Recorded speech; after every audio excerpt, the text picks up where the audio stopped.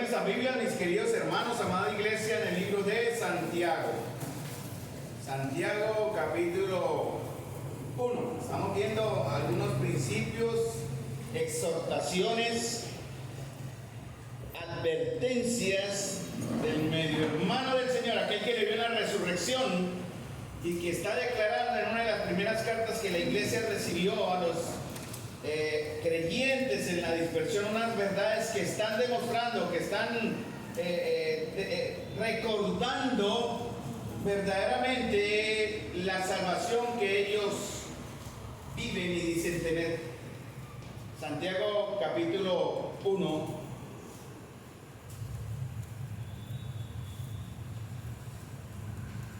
Versículo 12, vamos a comenzar ahí porque hemos hablado del capítulo 1, del 1 al 3, hemos hablado del capítulo 1, desde el versículo 19 en adelante, pero faltaba versículo 12 del libro de Santiago, la carta de Santiago. Dice, bienaventurado el varón.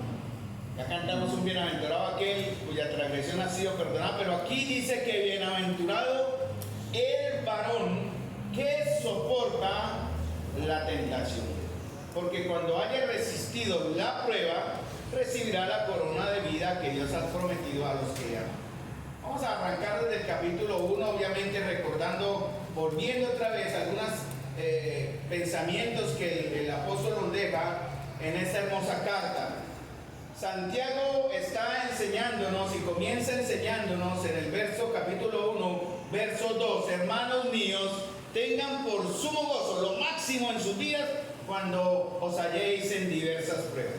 Y él hace una diferencia, quiere enseñar una diferencia entre la prueba, que es la del verso 2, que debe producir paciencia, y una que va a hablar ahora en el verso 12, que es la tentación. Como una prueba, porque la palabra en el griego admite ambas traducciones, ambos sentidos, pero según el contexto del texto que estamos hablando en Santiago, tiene que ver con la tentación, no con la prueba en realidad que ya habló en el capítulo 1, verso 2. Entonces, Santiago distingue entre la prueba que va a producir paciencia, una paciencia que nos va a hacer, como dice él mismo, tenga la prueba de fe vuestra, sabiendo que la prueba de vuestra fe produce paciencia, mas tenga la paciencia su obra completa, para que seáis perfectos y cabales sin que os falte cosa alguna. Entonces, nuestras vidas, mis amados hermanos, a través de las pruebas van a ser perfeccionadas, mejoradas, maduradas, y eso debe que verse. ¿De qué manera? Pues muestre la paciencia, su obra completa, para que seáis perfectos y cabales sin que os falte cosa alguna. Y hoy vamos a llegar al verso 12, donde Santiago habla de otra clase de prueba llamada la tentación. Pero esta prueba llamada tentación no lleva a la madurez. Si no la sabemos, si no la entendemos, si no la sabemos enfrentar, la tentación no nos va a llevar a la madurez. Dice ahí que nos va a llevar, el mismo capítulo 1, versículo 12, a la muerte. Capítulo 1, versículo 12, en realidad estamos hablando en el verso 15, porque es en el contexto, es desde el verso 12 hasta el verso 17 en el contexto. La escritura siempre se debe leer en su texto primario y su contexto alrededor para entender. Entonces, Santiago dice que una viene de Dios, y la otra, hablando de la prueba que produce Dios, viene de Dios, y otra que viene de nuestras pasiones. Por eso dice en Santiago 1, versículo 12, bendito el varón que soporta la tentación. Pero él hace una advertencia, hermanos. Miren lo que dice en el verso 17 y 18. Para aquellos de ustedes, seguramente aquí hay alguno, no lo pongo en duda, que estará acusando al Señor como la fuente de sus tentaciones y sus derrotas, de sus caídas y de sus tropiezos. Pero Santiago nos dice, vea, toda buena dádiva y todo don perfecto desciende de lo alto, desciende del Padre de las luces, en el cual no hay cambio ni sombra de variación, o sea, es inmutable ese aspecto de su carácter. En el ejercicio de su voluntad, Él nos hizo nacer por la palabra de verdad, para que fuésemos las primicias de su criatura. Entonces, no podemos pensar, les voy a pedir ese favor, y si alguna vez ya ha llegado usted hasta el día de hoy pensándolo, ya no lo haga más, de acusar o señalar al Señor como el causante de sus derrotas, cuando usted no ha enfrentado, no ha sabido sabido enfrentar sus tentaciones, no sus pruebas. Y cuando es prueba nos va a llevar a acercarnos al Señor. ¿Dónde se originó la tentación? Ya habíamos visto un texto, obviamente en la Escritura.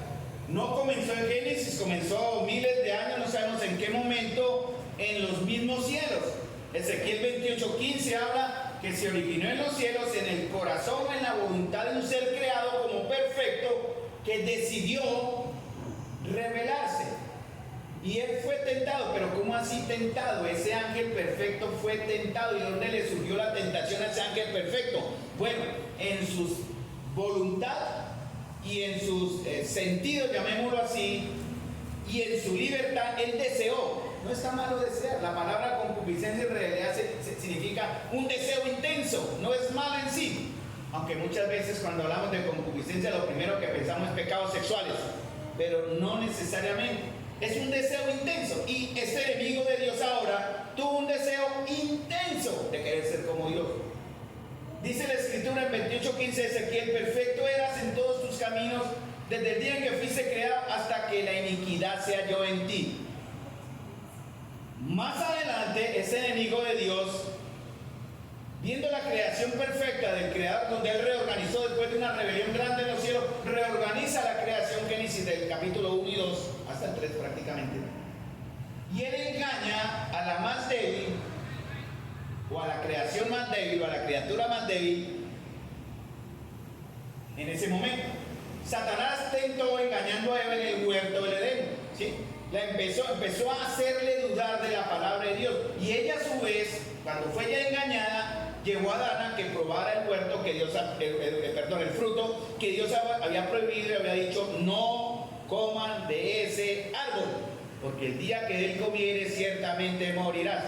Y como estamos viendo en las comparaciones entre Cristo, el postrer Adán y el primer Adán, este primer Adán permitió que el pecado entrara en el mundo, dice en Romanos capítulo 5, versículo 12. Y toda la humanidad después de Adán y Eva ha sido contaminada por el germen y la bacteria y la enfermedad del pecado. Ambos cayeron en pecado y en desobediencia.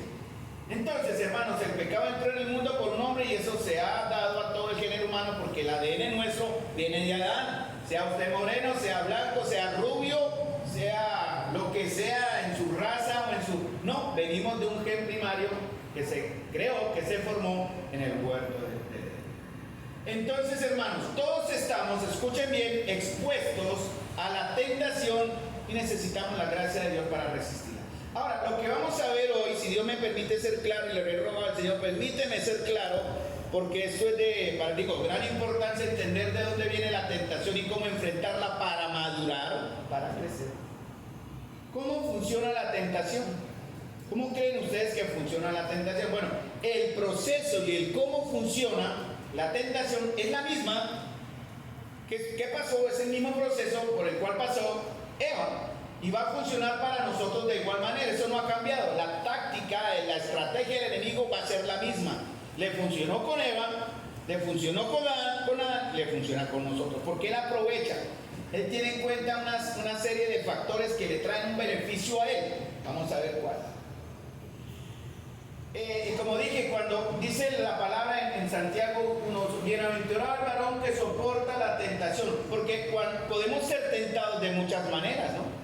Y no siempre debemos pensar que se relaciona con la sexualidad. Por ejemplo, ayer vimos de un líder que fue tentado a enseñorearse de la grey. Vimos en 3 de Juan a Gallo, Diótrefes y Demetrio. Y Diótrefes fue un líder, un supuesto líder, que comenzó como la mansa ovejita, la blanca paloma, pero se entronizó allá ante la iglesia y él fue tentado a ser el Señor o a querer ser el Señor de la iglesia cuando el Señor de la iglesia es Cristo. También somos tentados, por ejemplo, a apoyarnos en nuestra propia confianza, en buscar el éxito, la riqueza. Y si eso significa usar medios ilícitos, para algunos de ustedes dirán, está bien, es aceptable. Si el fin justifica los medios de adquirir riqueza y poder, cuando soy tentado hago lo que sea. Desafortunadamente también, mis amados hermanos, el púlpito moderno en muchas iglesias, no acá, eso sí lo quiero aclarar, nos hemos cuidado, seguiremos cuidando de que acá no pase eso, pero en muchas iglesias se está tratando con demasiada ligereza y liviandad el pecado y la tentación. Y al hacerlo, mis amados hermanos, están llevando a hombres y mujeres que asisten a esos grupos a su propia destrucción. Yo acá estoy como un canal, pero el Señor está hablando a través de la Biblia que ustedes tienen en sus manos. Él les va a hablar por la palabra que ustedes ahora tienen en sus manos. Porque esta ligereza hacia el pecado no es nuevo. El corazón del hombre no ha cambiado desde Adán hasta nuestros días, no ha cambiado, no mejora, no va a mejorar y jamás mejorará.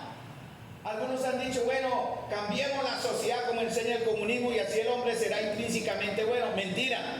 Dios dice, cambiamos el hombre y Él cambiará su sociedad, lo que le rodea. Pero hermanos, el hombre no se puede cambiar per se o por sí mismo, porque somos depravados y estamos en condición de muerte espiritual, lo dice en Efesios 2:1 en adelante. Estamos muertos, un muerto es muerto, depravados, enemigos, irreconciliados. Yo digo que si el Señor hoy de alguna manera nos soltara, como estuvieron preguntándome acá del libro de la vida, si en verdad el Señor nos soltara su misericordia, hermano, lo primero que haríamos sería correr al mundo a deleitarnos en las inmundicias de los perros y de los cerdos de afuera. Porque por naturaleza, hermano, no hay nada bueno en nosotros. Entonces, de la manera en que nosotros, ya como hijos de Dios seguros, estamos inscritos en el libro de la vida con las vestiduras de salvación, y que podemos decir y cantar con honestidad, con riqueza, ven amado, ven, porque ese es el canto de la esposa deseando la venida de su amado. Si en verdad hemos cantado con honestidad, con sinceridad y con temor, hermano, usted es un hijo de Dios. Pero de la manera que como creyentes tratemos con el pecado y la tentación, va a ser otra señal de nuestra salvación. Porque Santiago menciona 7 u 8 señales o características de nuestra salvación. Algo que usted tiene que tener en cuenta, mi amado, porque si usted pierde el examen, el día que muera, usted va chuleando, sí, hecho, uy, no, este no hizo, no he hecho ninguna de la lista, que ese es Santiago, lo lamento. Su lugar va a ser el infierno, y no lo digo yo, lo dice el Señor. Su lugar va a ser el lago de fuego que arde con fuego y azufre, el infierno que fue preparado para el diablo y sus ángeles, pero usted irá allá, ya tiene su lugar. Entonces, atentos, Santiago nos está diciendo, miren, demuestren, prueben esto, muestren esto, porque en Santiago 1:22 que hablamos, dice, sean hacedores y no tan solamente que oidores, engañándoos a vosotros mismos. Si usted no hace lo que está aquí en Santiago como una prueba de su salvación, perdóneme, no lo digo yo, lo dice el Señor, dúdelo de verdad, cuide su alma. Entonces, el Señor le envió a Jeremías, al profeta Jeremías, a que amonestara a los líderes del pueblo en ese entonces, en el tiempo de Jeremías, porque ellos, los profetas y los que enseñaban al pueblo, le estaban enseñando, valga la redundancia, al pueblo, le ofrecían curas livianas al pecado, en una época que estaban en completo desorden y caos espiritual. Jeremías 6:14 al 15 dice, ofrecen curas superficiales para la herida mortal de mi pueblo. ¿Y eso es diferente hoy en día? No, sigue igual. Los púlpitos se están usando para hacer payaserías. Los púlpitos y la iglesia se está organizando para dar diversión, para captar atención y simpatía, más no para generar una conversión honesta, sincera y profunda que viene por el contacto con la Escritura, con la palabra de Dios, de la cual usted tiene un ejemplar en sus manos. A muchas personas no les gusta que le digan el pecado. Ustedes van al sitio donde se los endulzan. Le dicen lo que usted quiere saber, esté feliz ahí sin saber que no va a haber cambio, por ahí te alabe, alce sus manos, adore, pero cuando usted muera se irá al lugar, al infierno, no hay otro lugar. Lo que más se enoja, hermanos, por lo menos en lo personal a mí me ha enojado, me golpea, sí, ya he pasado esa etapa en verdad. Antes yo era más liviano, gracias mi amado, era muy condescendiente, con el pecado en cierta manera, claro, porque yo no me pisaba la manguera yo mismo, yo estaba haciendo las mismas cosas que estaba juzgando de mis hermanos y el Señor me reprendió. No soy perfecto, nunca lo seré, pero quiero crecer en Cristo y en el temor a Dios como muchos de ustedes. Entonces no quiero ofrecer una cura superficial al problema del pecado que ustedes tienen hoy, basado en Santiago capítulo 1, versículo 12 en adelante. Entonces, el pecado es profundo, es complejo y es indigno. Y lo más que duele es que en los supuestos cristianos es minimizado. En muchos creyentes de iglesia el pecado no se menciona para no ofender. Y es explicado de una manera psicológica, como un síntoma de un trauma no resuelto en el pasado, una sanidad. Yo he escuchado de grupos de iglesia donde se reúnen, tienen cultos de liberación, con todo respeto en ese nombre, y queman sus pecados, ¿sí? Hacen la lista y queman sus pecados o entierran sus pecados en una simbología que la Biblia no enseña y que no significa nada, no va a generar nada. Porque el pecado no se trata de manera psicológica, hermanos. No es un síntoma de un pasado no resuelto. Es una prueba, el pecado es una prueba de mi corrupción moral, de su corrupción tanto moral, espiritual, humana en su totalidad. No es un trauma, no se debe minimizar. Hermanos, no somos víctimas del pecado. Somos personas corrompidas por nuestro propio pecado y el pecado de otros. Esa es la gran verdad que la Escritura enseña. Entonces, Santiago sigue una línea práctica. Santiago dice cómo las pruebas. Vamos a ver algo de la perseverancia, porque en la nueva traducción Biblia latinoamericana, dice: bienaventurado el hombre que persevera bajo la prueba. Y Santiago habla de la perseverancia, en el aguante, en estar ahí firme, porque él lleva una línea práctica donde Santiago dice que las pruebas, no las tentaciones, van a producir en nosotros paciencia, un efecto que viene del Espíritu: amor, gozo, paz, paciencia, benignidad, bondad, fe, mansedumbre y templanza, dominio propio, que también se aplica en este texto. Y esa paciencia va a producir en ustedes y en mí, hermanos, un carácter, madurez, pero es el carácter de Cristo y la madurez de Cristo, ¿verdad? Y ayer hablamos de eso también, de la madurez de algunos que están en un proceso y que hay que tener paciencia y amor, pero también hay que aplicar firmeza. Debemos llegar a una madurez que debe ser completa, que es perfecta, que se verá en realidad su cierre, su final capítulo, el día que seamos en realidad transformados a la imagen de Cristo cuando Él venga por su pueblo. ¿Qué dice Santiago? Mire, para que ustedes entiendan la razón de las pruebas, deben aprender a ¿qué? A pedir. ¿Se acuerdan? Versículo 4, si alguno tiene falta de sabiduría, pídala. Hermanos, a través de estos últimos mensajes que hemos tenido, a través de este estudio de Santiago, ¿si han estado ustedes pidiendo sabiduría, mis amados? ¿Ha sido su oración pedir sabiduría para que le ayude a entender la prueba que debe soportar en una prueba de situación económica, de salud o personal con alguien? Señor, enséñame cómo debo actuar, qué debo pensar, qué debo decir. Necesitamos, hermanos, esa sabiduría para entender, practicar y afrontar las pruebas, sacando lo mejor de ellas para nuestro crecimiento. Esa sabiduría va a ser entregada ¿de qué manera? Dice el mismo Santiago: de manera abundante, ¿no? Y debe ser recibida, pedida sin ninguna clase de duda. Porque el apóstol dice: porque el que duda es semejante a la ola del mar, que es arrastrado y llevado por aquí, ¿verdad? Y echado de un viento a otro, como tal. Los hermanos que estuvieron en el retiro de parejas, ayer hablábamos, la hermana nos comentaba, la hermana no entraba al agua porque esa agua era, el mar estaba con muchas olas, ¿no? Y era un mar picado, llamémoslo así, y a veces a mí me pasó cuando fuimos con mi hija, que entramos al mar y cogí mal la ola y pobre gordo lo giró ahí, me hizo, mejor dicho, me raspé, porque el agua no respeta. Entonces la hermanita decía: yo prefiero esperar que el agua esté calmadita, tranquila, así me metía. Pero hermanos, así es el mar y así somos nosotros cuando dudamos, y echamos de aquí para acá sin ninguna clase de orden y de enseñanza o de aprendizaje. ¿Pero es por qué? Porque no recibimos la sabiduría que Dios nos quiere dar con fe, ¿verdad? ¿Y qué pasa con esto? Y al no recibirla con fe, dice: no piense pues en tal haga que recibirá cosa alguna del Señor. Mire, si usted no tiene respuesta a sus peticiones, es porque no está teniendo la sabiduría para pedir sus peticiones. Ahora, ¿cómo funciona el pecado? Voy a ir avanzando en este aspecto que Santiago quiere enseñar. Ayer hablábamos de algo importante, no voy a profundizar ahí, pero lo mencioné. Tiene que ver con algo que hablamos ayer con unas hermanas y un hermano, que tiene que ver con algo de lo que ya somos. Dios nos creó, cuando Dios creó al hombre y lo formó, le sopló en el aliento de vida, ¿no? Y lo formó y lo creó de acuerdo a su imagen y semejanza.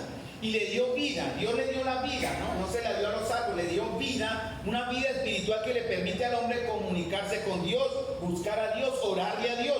Un animalito no hace eso, un perrito no, aunque tiene emociones también, tiene voluntades, pero no tiene esa parte espiritual que lo distingue que lo hace diferente en realidad al hombre y a la creación de Dios perfecta, que permite que usted en algún momento pueda arrodillarse y decir: Dios, ayúdame, ten misericordia, y Él oirá.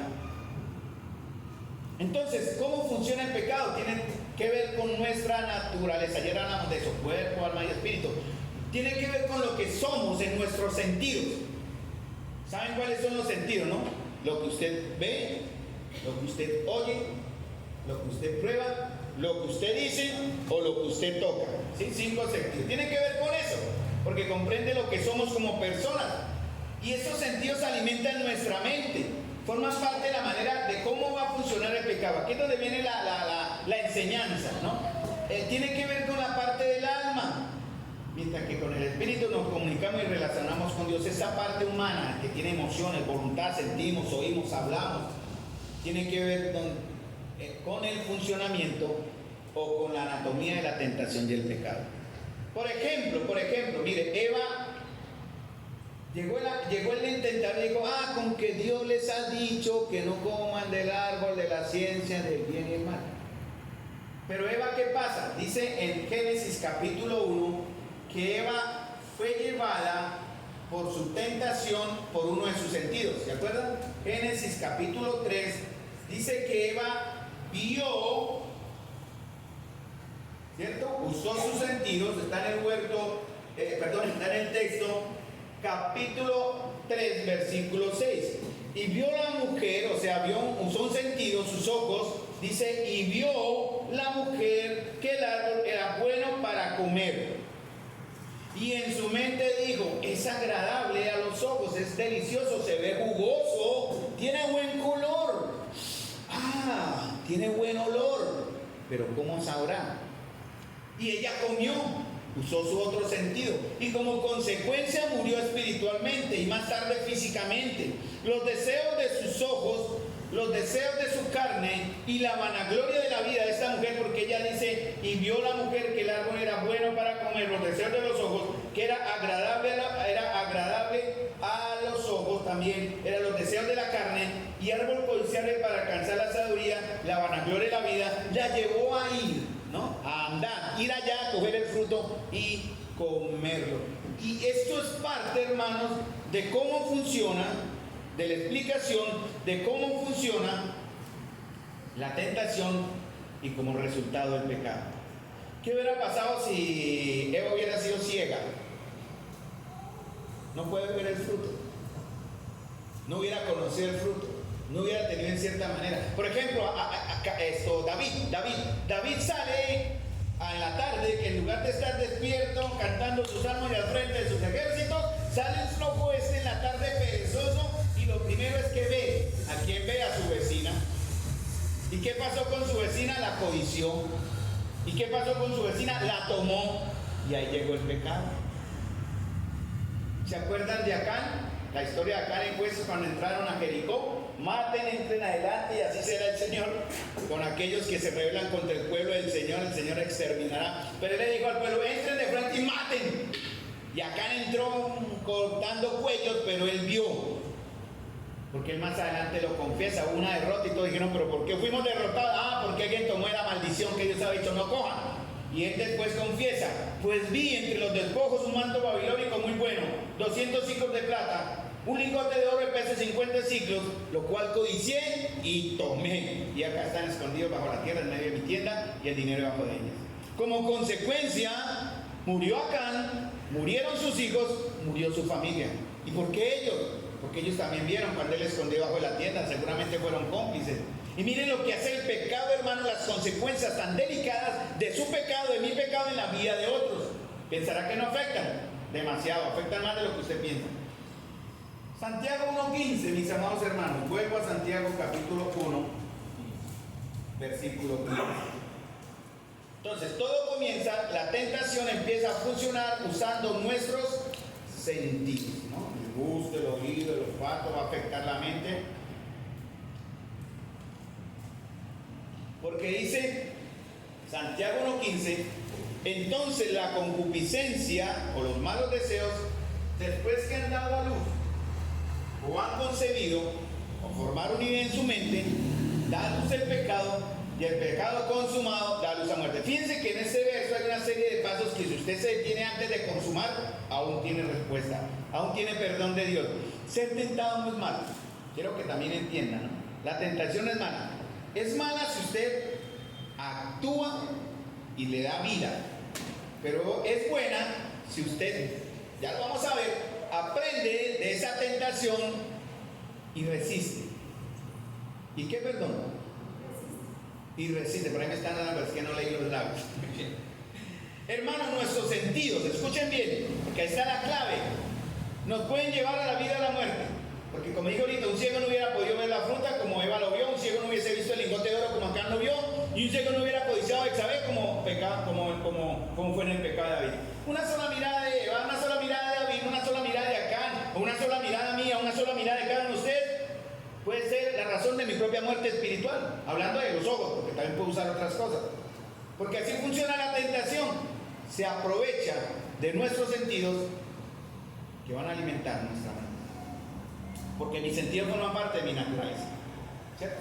Mis ojos, mi mente, mis labios son ojos caídos, mente caída, labios caídos, sentidos caídos en pecado de mi naturaleza pecadora, que me estimulan, que me animan, que me empujan, de la manera que esa tentación nos va a seducir y nos va a arrastrar al pecado. Así es como funciona el pecado.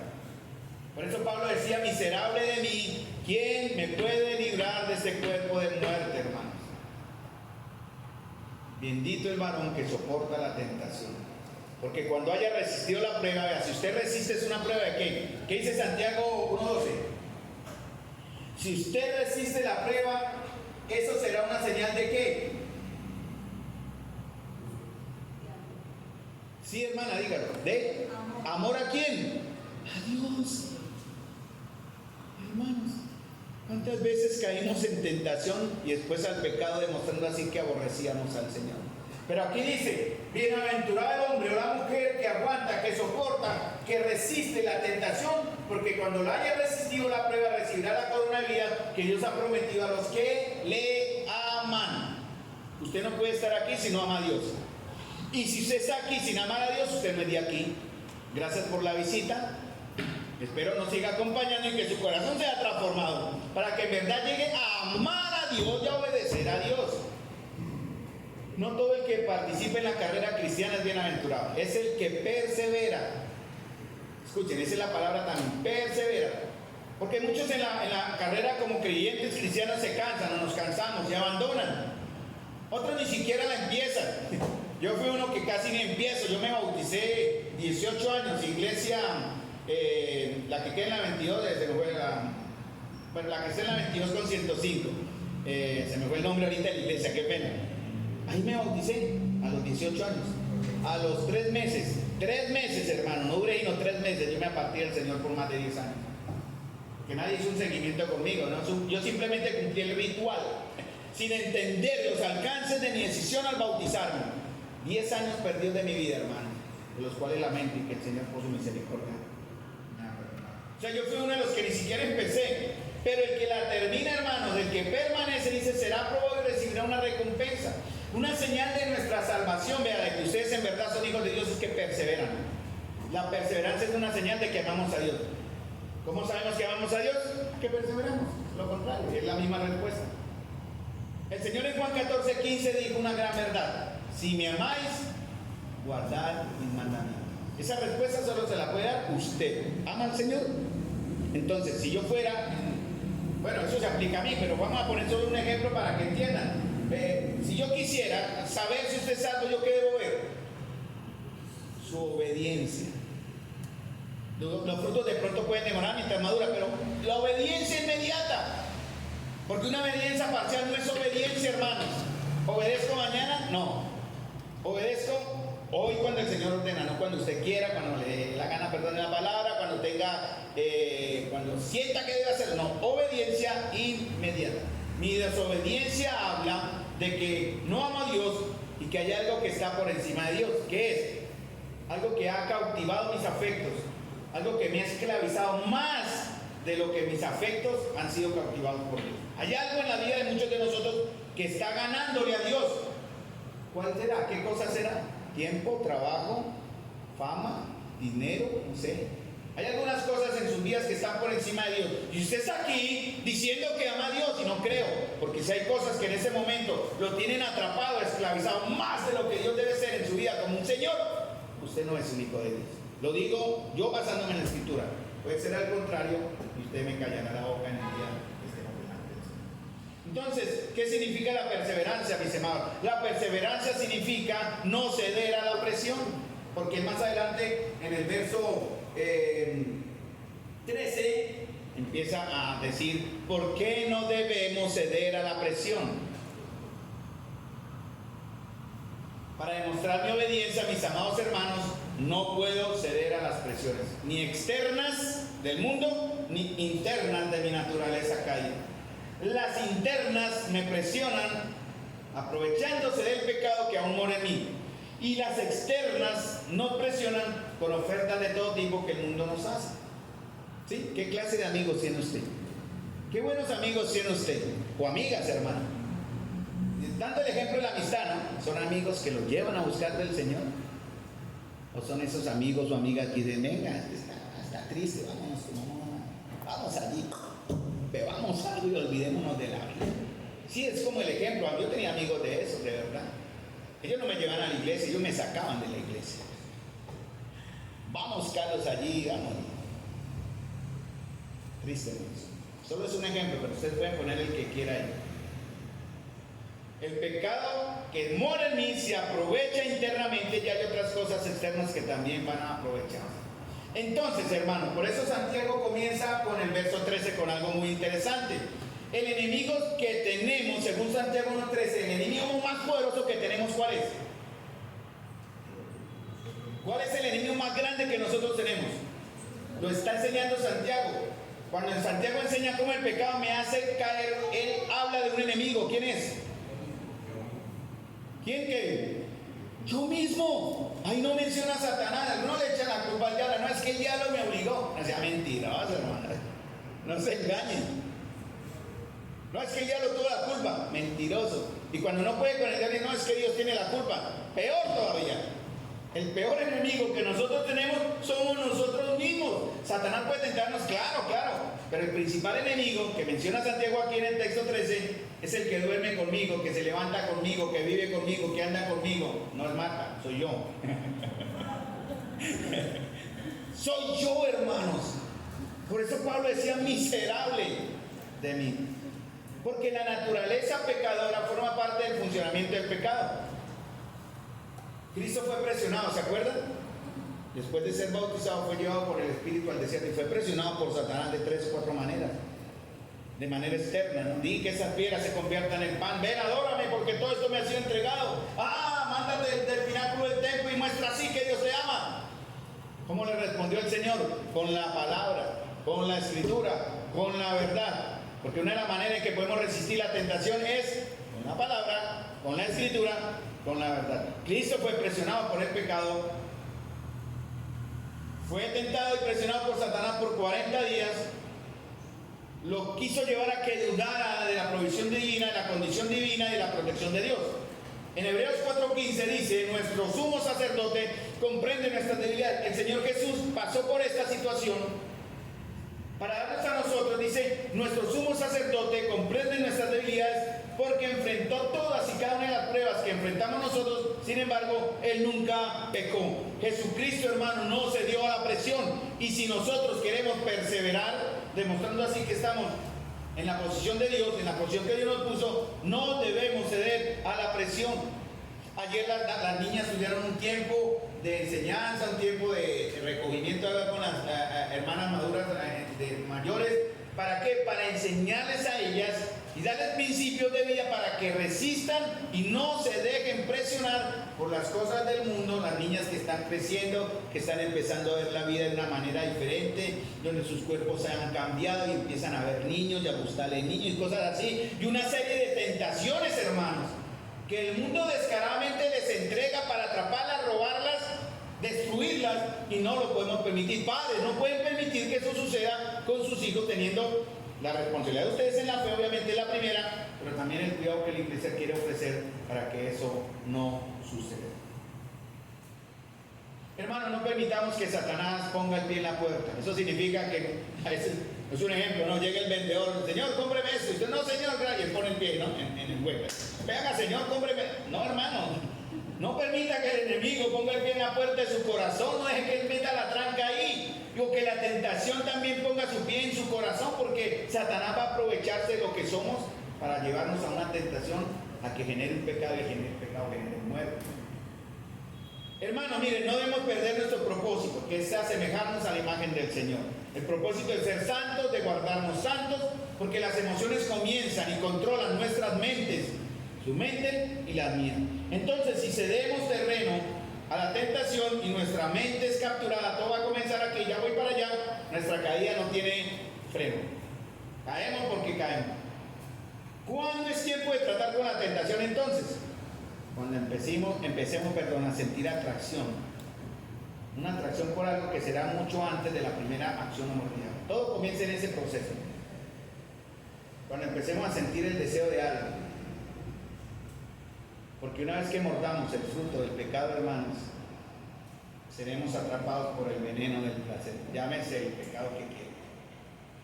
Drogas, fiestas, malas amistades, pornografía, adulterio, fornicaciones, inmundicias, lascivias, hechicerías, enemistades, pleitos, celos, iras, contiendas, divisiones. Apenas usted permite que esa atracción le atrape y usted muerde, está perdido.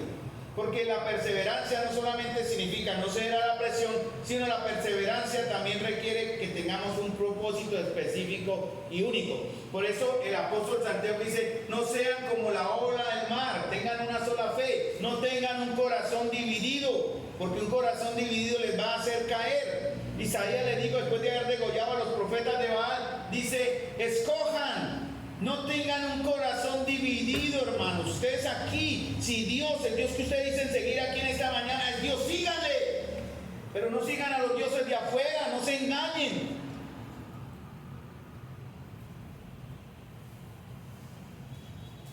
Debo tener mi mente enfocada en qué, hermanos. ¿Qué es nuestra vida comparada con la eternidad? Muchos queremos vivir la vida loca, en verdad. Muchos queremos disfrutar lo que nunca vivimos de pronto en nuestra juventud, ¿no? Como algunos ignorantemente se alejaron al pecado diciendo, es que quiero vivir y disfrutar lo que no tuve por estar metido en la iglesia. Y se engañaron y se mataron ellos mismos. Roguemos por ellos, hermanos. Roguemos por ellos, aún hay esperanza. Vimos ayer en 1 Juan capítulo 5 también ese aspecto. Si alguno viene a tu hermano en un pecado que no sea muerte, ore por él. Entonces, hermanos, dice 2 Timoteo 1:19, Él nos ha salvado y nos ha llamado con un llamamiento santo. ¿Por qué están ustedes aquí? ¿Para llenar una iglesia? Igual seremos iglesia con 2 o con 3. No necesitamos 100, 200 o miles. Usted está aquí para conocer del Señor y para aprender a obedecer al Señor y para conocer al Señor en su verdad y recibir el perdón de Él por medio de Jesucristo y adquirir así una nueva relación con Él. Entonces, hermanos, un punto que vimos, la perseverancia, como vimos en la versión Nueva Traducción Viviente, bienaventurado el hombre que persevera bajo la prueba. Entonces, la perseverancia significa no ceder a la presión. Segundo, significa tener un propósito específico. Estamos acá para conocer del Señor, porque nuestra vida, hermanos, comparada con la eternidad, no es nada. Tenemos muchas cosas gloriosas que nos esperan cuando estemos en el cielo. Y también tercer punto, si quiero mantener y perseverar, debo cuidar mi mente. Por eso Pablo decía en Romanos 12:1, por tanto, hermanos, les ruego por la misericordia de Dios. Y recuerden quién está hablando acá, hermanos. ¿Quién habla en Romanos 12:1-2? ¿Quién habla en Romanos 12:1-2?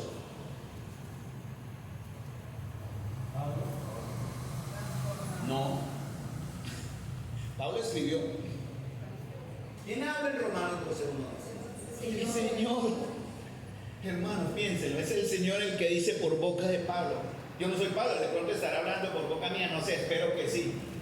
Pero el Señor usa su palabra. Y dice el Señor, hermanos o hijos, les ruego por la misericordia de Dios que presenten sus cuerpos como sacrificio vivo y santo, aceptable a Dios, que es el culto racional de ustedes. No se adapten a este mundo, transfórmense mediante ¿qué? Dice la renovación de su mente. para que entiendan cuál es la voluntad de Dios, lo que es bueno, aceptable y perfecto. Yo tengo una versión acá latinoamericana, una traducción bien, pero ustedes lo están leyendo en el Reina Valera.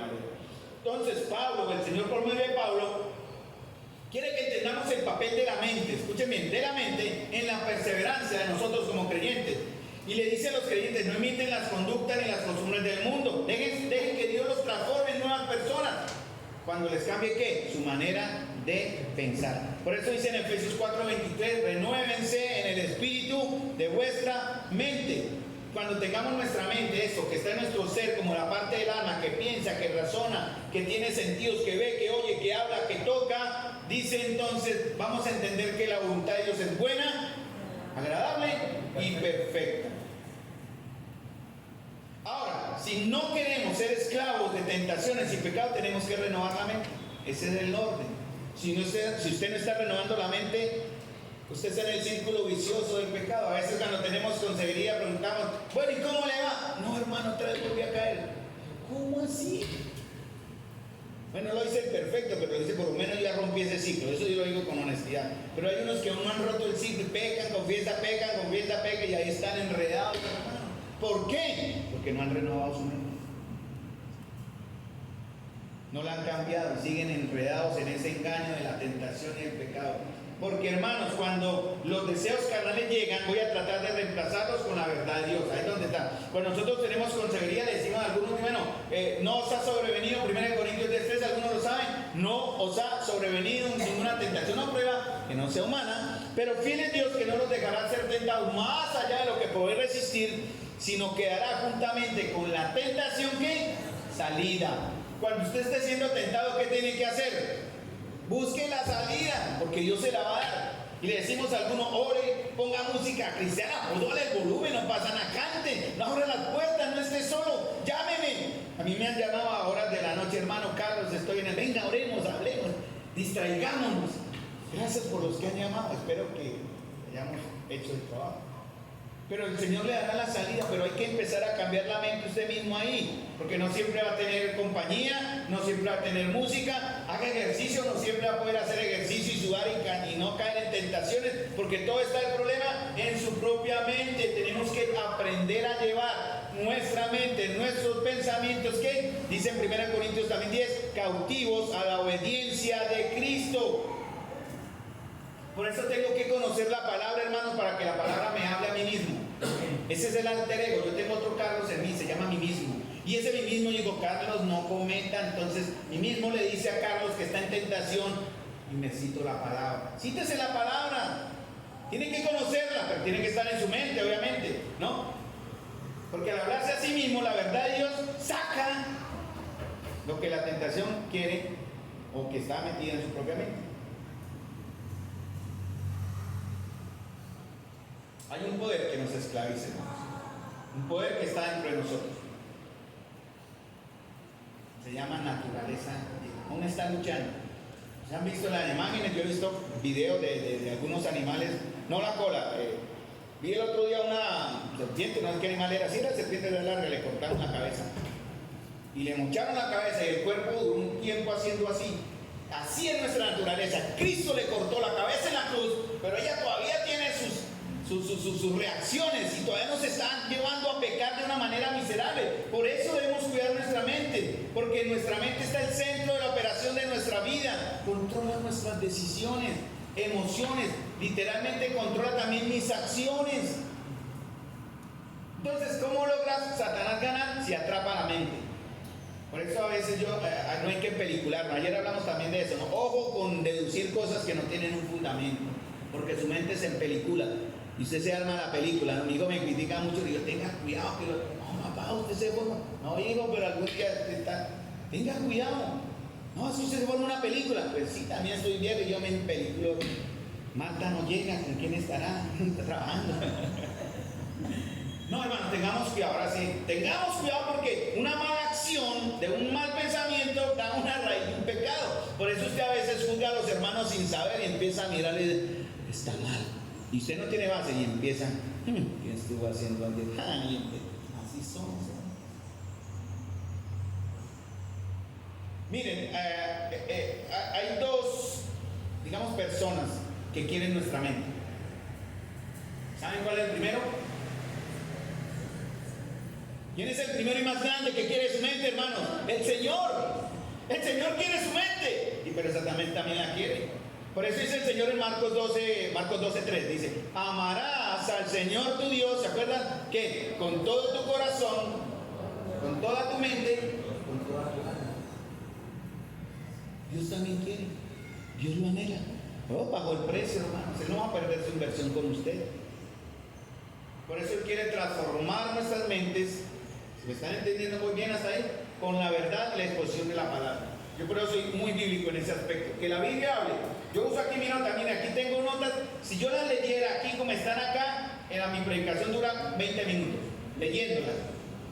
Pero las tengo acá porque tiendo a olvidar y tengo ideas y cosas. Pero el Señor está guiando. Tal vez ni digo, oiga, esto ni lo mencioné. Ay, esto no lo... No, yo digo que el Señor guíe. Pero el Señor está guiando sus palabras.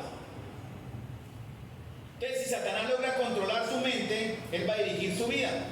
Y va a dirigir su vida de acuerdo a sus malos propósitos. Por eso él busca que nos alineemos de acuerdo a los parámetros del mundo. No améis el mundo ni las cosas que están en el mundo. Que dice en 1 Juan. El que ama el mundo, el amor del Padre, no está en él. Ahora, usted quiere saber cómo es, analice su mente. A ver, analice sus pensamientos y concluye con sus acciones, cómo está actuando. Eso es lo que hace Satanás. Él no puede obligarlo. No le echen la culpa al bobo, porque el bobo no tiene la culpa, la tiene usted. No es que Satanás me obligó, no sea mentiroso. Satanás es que lo analiza. Él entiende cómo piensa, él es el mejor psicólogo. Y concluye llevándolo a que cometa las acciones incorrectas. Por eso él empieza a generar una serie de pensamientos, llamémoslo así, o traer recuerdos en cierta manera, para que imitemos lo malo y no lo bueno.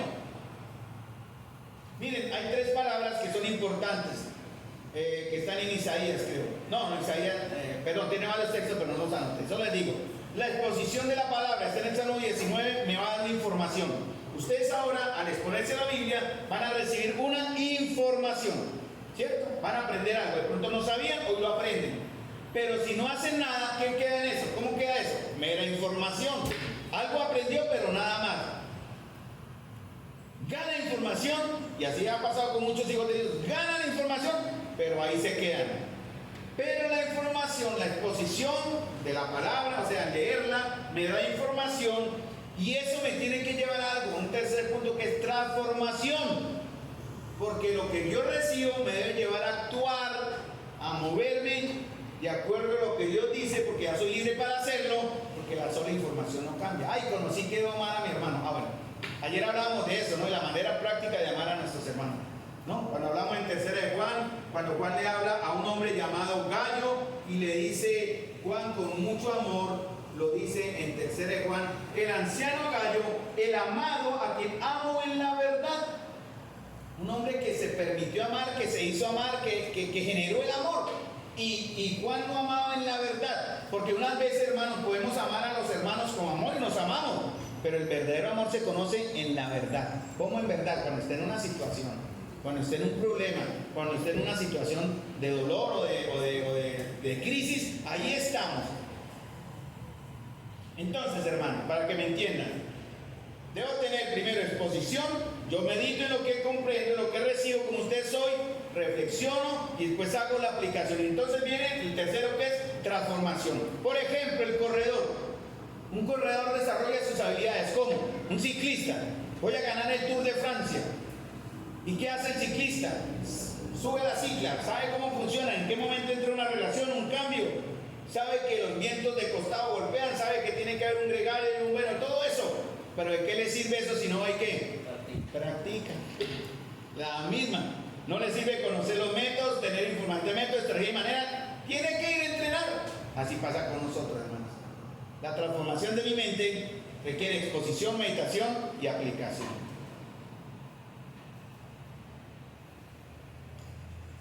Ahora, sabiendo esto, Santiago va al capítulo 1, versículo 3. Yo estoy hablando la palabra del Señor y lo digo en verdad de corazón. Ya no me vuelvo a preocupar por el tiempo. Igual digo, Señor, el que quiera ser expuesto a tu palabra bien, y el que no, pues puede irse, no pasa nada. y no juzgaremos eso. Pero Santiago dice, bueno, de pronto alguno va a ser tentado a pararse ahí.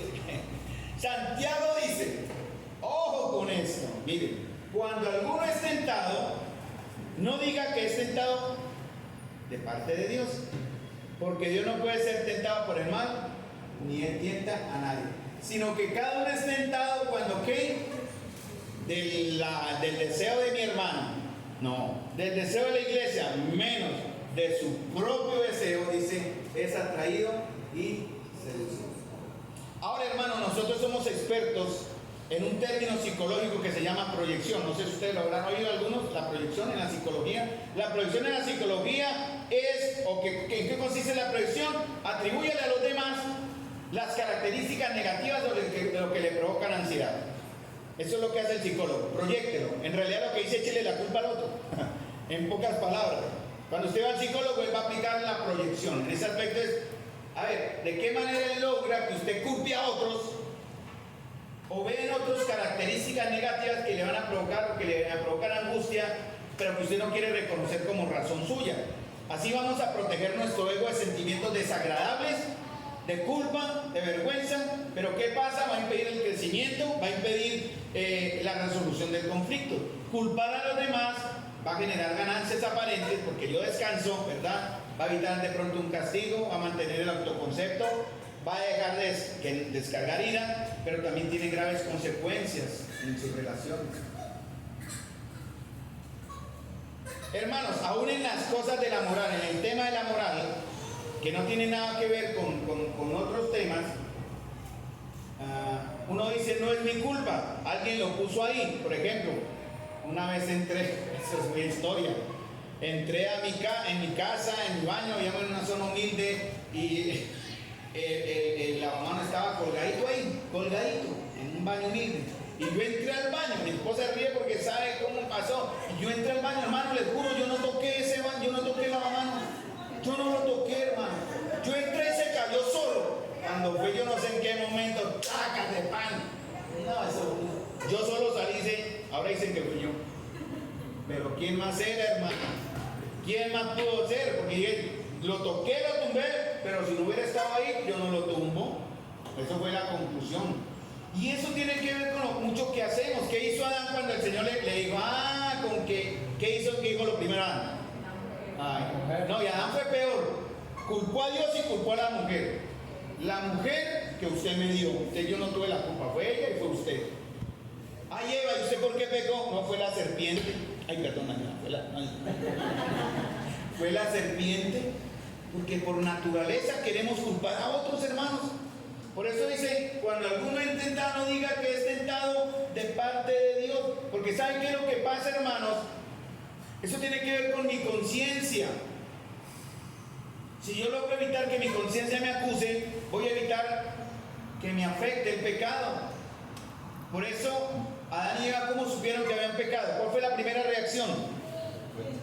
Vergüenza. ¿Qué más? La segunda, temor. Tercera, escóndase. Ahora, ¿cómo sabe usted que? Ahora, si usted está teniendo esas tres cosas, vergüenza, temor, y en realidad se está escondiendo, va bien. Pero si no la tiene, usted está pecando, usted tiene su conciencia endurecida.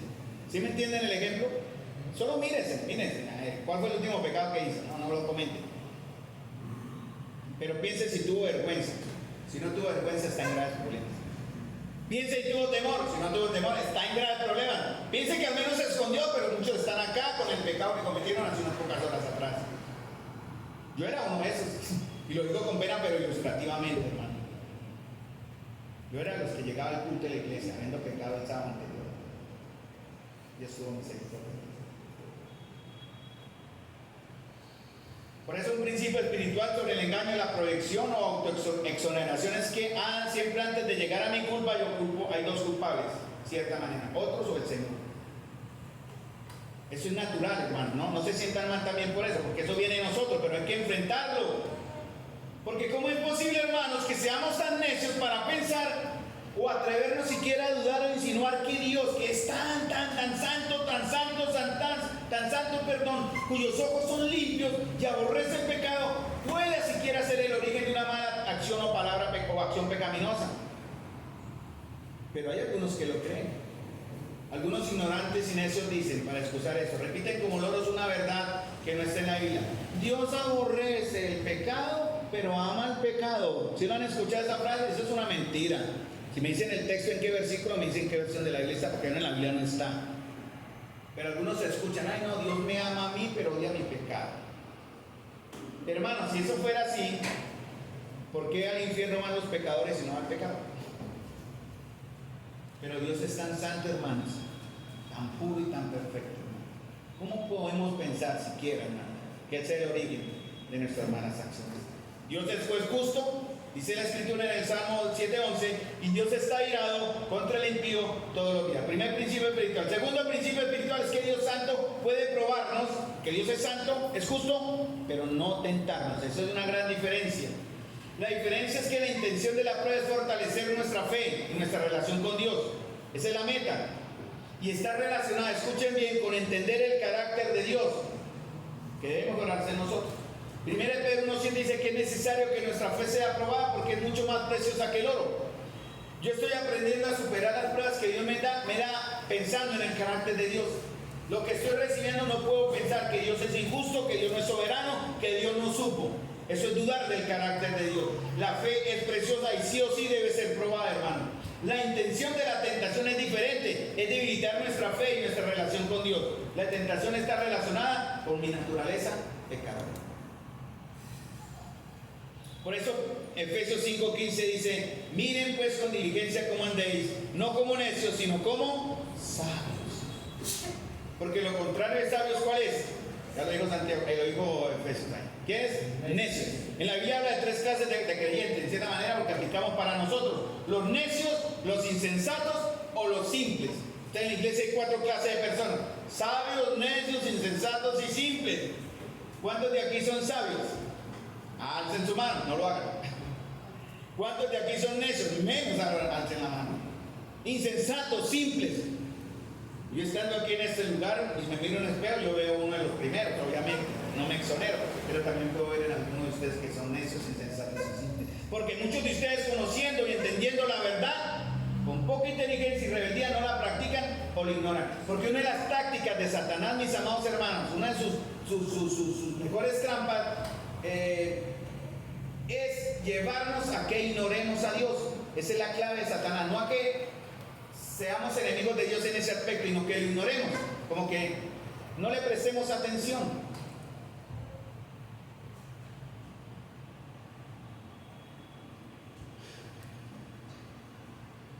Miren, el enemigo va a aprovechar una serie de situaciones o necesidades y nos va a presentar una serie de opciones también, y si las analizamos bien, si analizamos las opciones que el enemigo ofrece, siempre nos van a alejar de Dios, siempre. Entonces, cuando usted vea que una solución a algo, por ejemplo, estoy sin trabajo, se me viene a la mente, estoy sin trabajo. No, como dicen algunos, no, es que el hombre roba porque tiene necesidades, ¿sí me entienden? No, yo robé porque tenía necesidades. Es la mentira. Usted puede tener un trabajo, le falta dinero, entonces robemos y hagamos algo, ¿no? Sí, hagamos algo ilícito. Nos falta salud, como pasó con un rey que buscó primero a los médicos antes que Dios, fue castigado. Primero el Señor siempre, hermano. La prueba primera la trae Dios, la tentación secundaria la trae Satanás. Jamás dudemos del carácter de Dios, hermano. Dios es soberano, Él controla el bien y la intención también permite el mal.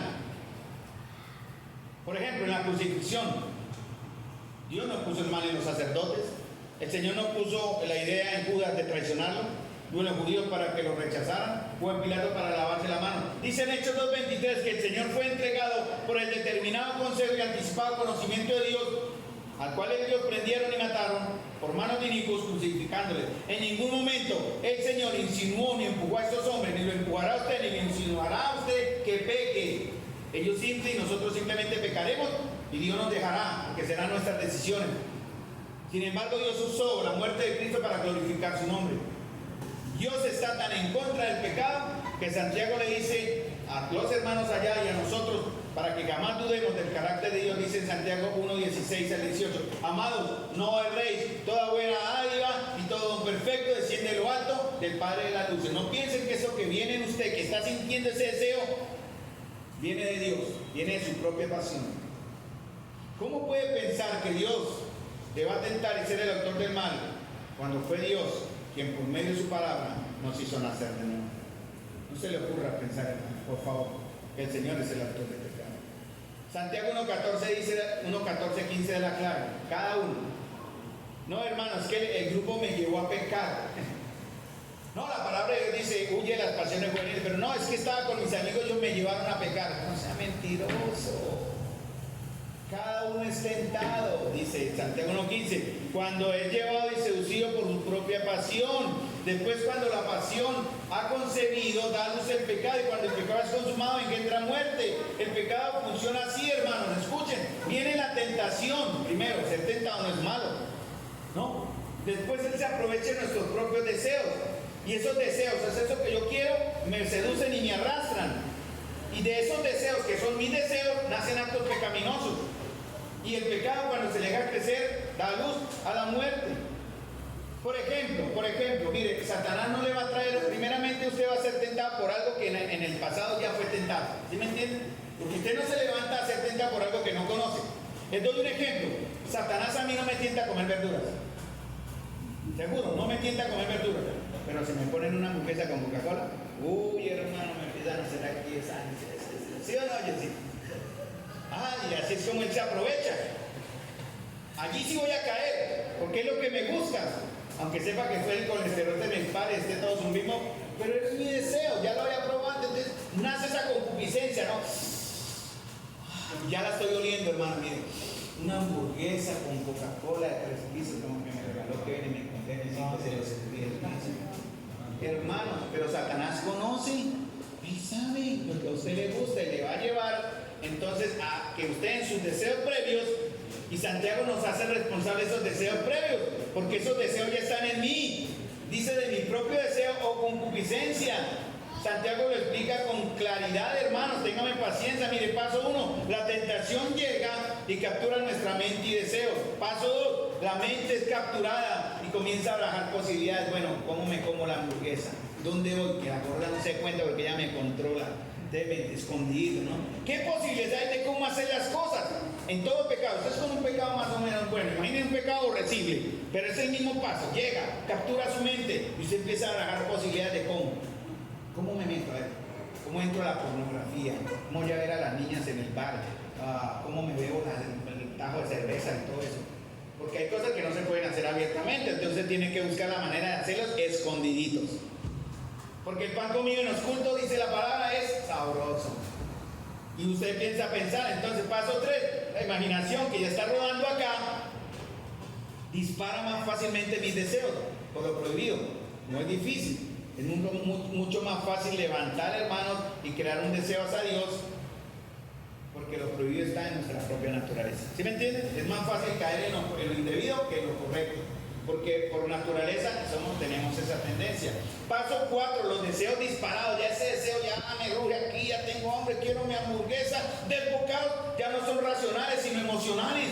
¿Sí? Y como son emocionales van a invadir mi conciencia. Claro, no coma tanto que se va a enfermar. Se le va a disparar el colesterol. Pero como estoy manejado ya por mi emoción y mi deseo aquí, entonces mi conciencia es anulada. Ay, sí, yo no lo quiero ir. ¿Sí? Estoy listo ya a mover mi voluntad. ¿Y qué hago, hermano? Ya cuando todo eso se da, hoy me la compro. ¿Cierto? Y ya llego muchado a la casa con dolor de cabeza. Paso 6, ya hablando del pecado, pero esto fue con un buen ejemplo sano más o menos. Paso 6, tomo a Dios, lo quito mis pensamientos, lo pongo a un lado. No lo estoy aborreciendo, entiendan. No lo estoy rechazando, simplemente lo ignoro, porque el Señor va a usar mi conciencia. C.S. Lewis dice en un libro llamado Cartas del Diablo a su sobrino, dice, abro comillas, somos tentados a pecar, el enemigo no nos llena con deseos de juzgar a Dios, sino de ignorar a Dios. El enemigo siempre está empeñado en hacer en que nos ocupemos del futuro, de la política, de los principios morales, de las virtudes humanas y de la justicia. Cuando hablamos de eso nos apartamos de él y con frecuencia caemos en su trampa. Entonces entiendan, Satanás no nos lleva a odiar a Dios, sino a ignorar a Dios. ¿Cómo está Dios en sus pensamientos? Si está en sus pensamientos, va a ser una barrera. Y mi voluntad va a estar lista para ir en su dirección. O sea, estoy yo acá. Aquí está mi voluntad, parte de mi naturaleza. Aquí está lo que yo deseo. y aquí está Dios. ¿A dónde creen que me voy a ir? En mi vieja naturaleza, sin control, sin palabra, a lo que deseo, ¿cierto? A lo que me va a causar problemas. Se lo dice un hombre que vio en pornografía un tiempo. Yo buscaba las maneras, porque es lo que me gusta. Estos ejemplos los digo con vergüenza, pero es para que vean que nadie que está acá exento a ser imperfecto. Y yo ignoraba a Dios. ¿Sí me entienden el ejemplo, hermano? Ignoraba a Dios. Hermano, yo no, un teólogo decía, abro comillas, tú tienes que matar el pecado te mata a ti. Esa es la ley. Esto es una guerra, hermanos. También decía, el pecado es como un carbón pequeño encendido que está en nuestra casa y que si nosotros no tenemos cuidado, ¿qué pasa con ese carboncito allá abandonado allá? Incendia la casa. Entonces nuestras pasiones nos llevan a cometer actos pecaminosos. Está en mí, está en ustedes, está en Pablo, está en todo el mundo. Por eso Santiago decía, de esos deseos nacen actos pecaminosos. O sea, escuchen, desear no está mal, ¿no? No sé, es que por desear ya pequé, no. Pecado está si usted va y lo hace, ¿cierto? Pero de esos deseos, si usted no los controla por la palabra, van a llegar acciones pecaminosas. Y cuando usted las hace, queda luz. ¿Cuál es el resultado? Muerte. Un principio espiritual también es que mi mente y capacidad de pensar forman parte de la anatomía de este pecado. O sea, es natural. Primero tenemos una pasión que ya reside en nosotros. Entra por mis sentidos. Por lo que veo, por lo que oigo, por lo que uso, por lo que toco. Por lo que huelo, por lo que saboreo. La tentación viene a mi mente y traigo a mi mente lo que he visto, tocado, oído, saboreado u olido. Eso a mí me sucede, por ejemplo, en mi trabajo. Tengo que estar muy pendiente de mi mente, porque en mi trabajo hay muchas tentaciones. Por ejemplo, en el caso mío hay muchas tentaciones. Y Dios sabe cuánto tengo que cuidar mi mente. Cuando Jonathan también debe saber, cuando se suben las niñas bonitas, ¿cierto? Cuando se suben cosas así, ustedes me entienden el ejemplo. Tengo que cuidar mi mente. Mi esposa una vez me decía, pero ¿cómo? Y le decía, gorda, pero yo como ando, no puedo ponerme el tapabocas acá, no puedo. Pero yo ya en eso estoy controlado. Gloria a Dios, lo digo con todo respeto y lo digo con temor, porque el que está firme piense que no. El que piense está firme, mire que no caiga. Pero tenemos que manejar esos problemas. En mi trabajo pasa.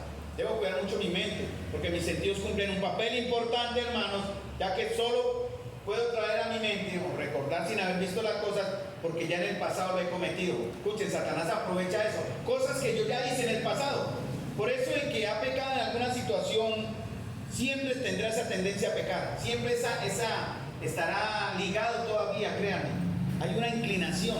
Yo tengo ese problema y lo digo porque yo tengo que guardarme. Aquellos que tienen problemas con el robo, ¿qué tienen que hacer? Están redimidos, han cambiado, pero siempre van a tener esa inclinación al robo.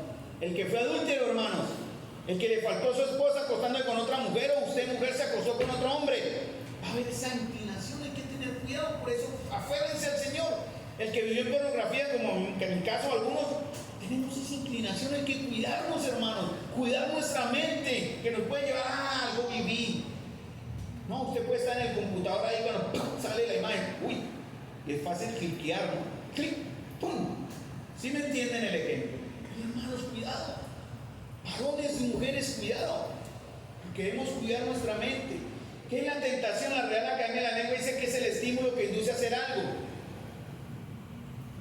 Por eso la tentación en griego se traduce como también prueba. Si la intención de la tentación es hacernos caer, o sea, si lo que estamos sintiendo, la intención es llevarnos a caer, es tentación. Pero si lo que estamos pensando, la intención es fortalecer nuestra fe, eso es una prueba. En el ejemplo que lleva verduras en la hamburguesa, diría lo mismo. 1 Corintios 6:12 dice, todo me es lícito, pero no todo conviene. Todas las cosas me son lícitas, pero no me dejaré dominar por ninguna. Porque lo que me tienta a mí depende de los deseos de mi corazón. Me ponen hamburguesa o verdura. Hamburguesa. El deseo de mi corazón. Pero un ejemplo delicado son los pecados, por ejemplo, que ya mencioné, el tema sexual, o el chisme, la mentira, la falta de perdón, trastornar la fe. ¿Saben una cosa, hermano? Miren, regálenme un minuto, porque en verdad falta lo principal, digamos, que es la conclusión. Es, ¿cómo sé que estoy creciendo en la fe? Como usted esté reaccionando a la tentación. Previamente, no después. Ay, estoy mal en la fe porque caí. Ay, Señor, me arrepiento. Sí, el que peca y reza en paz, por eso muchos están en ese círculo vicioso. Y no dejan de pecar, confiesan, sí, el Señor los perdona, pero no hay cambio. Ahora, ¿cómo aprovecho la tentación para fortalecer mi fe? Por eso Pablo decía, examínense, sean justos, miren su fe. Usted está jugando con su alma. Yo daré cuentas a Dios por la mía. Cuando yo muera me presentaré delante de Dios. Pero si yo hago mal el examen y con trampa, cuando usted muera no va a estar donde Dios está, va a estar en el infierno. Es que, ay Señor, deme otra oportunidad, Señor. Está establecido para los hombres que mueran una sola vez y después de esto el juicio. Debo saber hasta dónde mi carácter piadoso se está desarrollando, y si aprendemos a no justificarnos y caer en el síndrome de la proyección o autoexoneración culpando a otro, la tentación me puede ayudar, porque será una alarma. Cuando usted sea tentado a algo, usted ya es una alarma, porque por eso la tentación no es pecado, es una alarma, y usted va a ver en la manera en que reacciona cómo está usted creciendo en santidad. Porque eso significa también, amados hermanos, el señorío de Cristo. Si usted tiene un señorío parcial o incompleto, hay un problema. Parcial o incompleto, es un problema, tiene que ser total. Puedo usar la tentación para crecer, porque me hace examinar. Como dije anteriormente, la tentación ocurre en un área que ya en el pasado la he experimentado. Jamás seremos tentados de lo que no conocemos.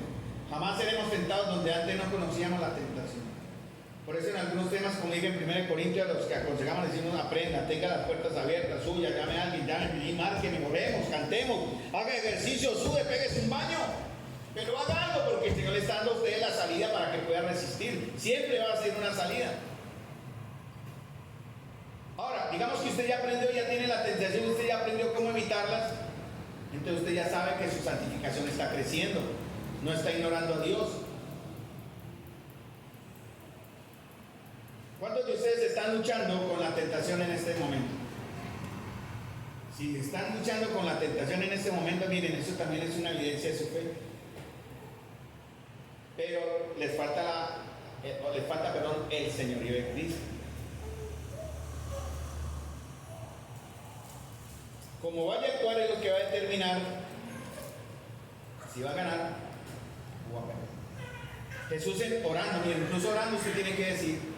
Jesús en Getsemaní oraba y él tenía un deseo. ¿Cuál era el deseo del Señor en Getsemaní? De tanta agonía que sudaba sangre. ¿Cuál era su deseo? No quiero pasar por la cruz. No quiero pasar, Señor. Y él pudo pararse y dice: no, Señor, no lo hago. Y no lo hago, y se hubiera ido. Y él arrodillado, y podemos estar en el mejor devocional con la Biblia abierta y así tener en nuestra mente, hermanos, que decidir. Y el Señor decidió: no se haga mi voluntad, sino la tuya.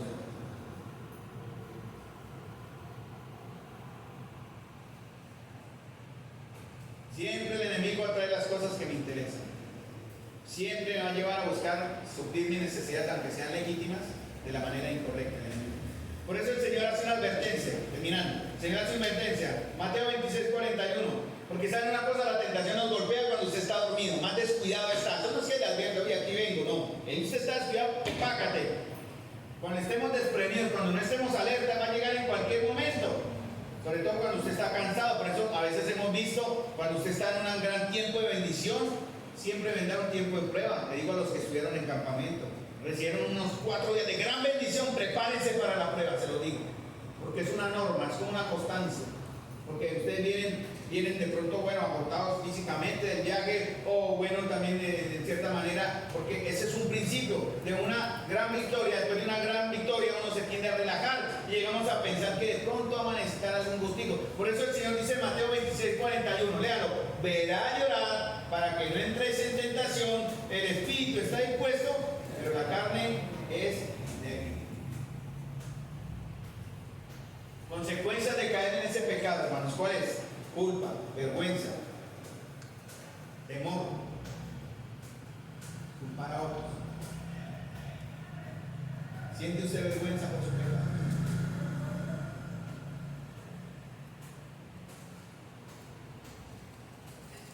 Eva cayó porque se dejó llevar por su deseo, el deseo de sus ojos, el deseo de su carne y la mano de la vida. La tentación le ofreció un placer, pero ¿saben qué es lo que hace la tentación, mis amados? Le da un placer, ¿cierto? Los que hemos sido tentados y caídos sabemos que eso es rico. Pero ¿qué es lo que no hace la tentación? Las consecuencias. No le advierte de las consecuencias, que van a ser efímeras, temporales, y las consecuencias serán duraderas. O sea, el placer va a ser efímero, temporal, pero las consecuencias consecuencias duraderas. No pensamos en los costos, hermanos. Por ejemplo, el que ha sido adúltero, acostándose con la mujer extraña, piense antes de hacerlo en su esposa que lo espera en su casa, amorosamente en sus hijos. Al que roba en la empresa, piense en los efectos del que hace el trabajo, menospreciar o insultar su fe, con consecuencias. Ejemplos, solo ejemplos. Piense en las consecuencias, porque las consecuencias no son individuales, sino también colectivas. Sus pecados no son individuales también porque afectan a la iglesia. Acán afectó a su familia, sus hijos, su esposa murieron, porque el Dios codició y tomó. Adán y Eva también, ¿en qué problema nos metieron? Por haber codiciado, visto, codiciado y tomado.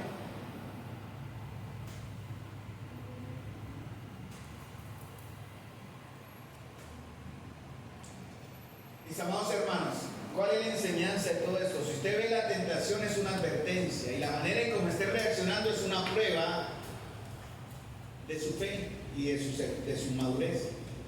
Por eso hay que pedirle al Señor ayuda.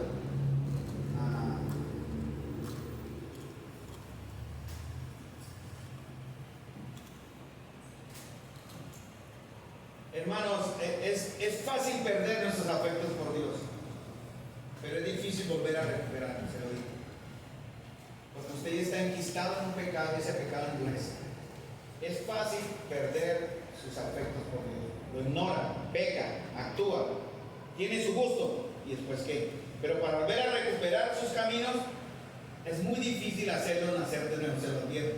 Por eso el Señor, Salmo 51:12, David decía: vuélveme el gozo de tu salvación y espíritu noble me sustente. Cada uno de nosotros ha sido tentado, ha tropezado, ha aprendido, o hemos aprendido, hemos reflexionado, y con eso tenemos que poder enseñar a otros. Y eso también Dios lo permite para humillarnos, mejorarnos y santificar. Yo por eso hablo y lo digo, mire hermano, no me malinterpreten, lo digo con el deseo siempre de poner un ejemplo con temor. No me enorgullece mencionarlo, pero también les demuestro que soy más débil que lo que son ustedes y más dado a caer que lo que son muchos de ustedes. Pero pongo el ejemplo en mi vida personal porque lo he vivido, hermanos. Pero también he vivido la restauración del Señor porque hay esperanza. Yo, Carlos, lo digo testimonialmente. Y por eso yo puedo decirles, hay esperanza para ustedes si toman estas palabras que acabamos de hablar con reverencia y respeto.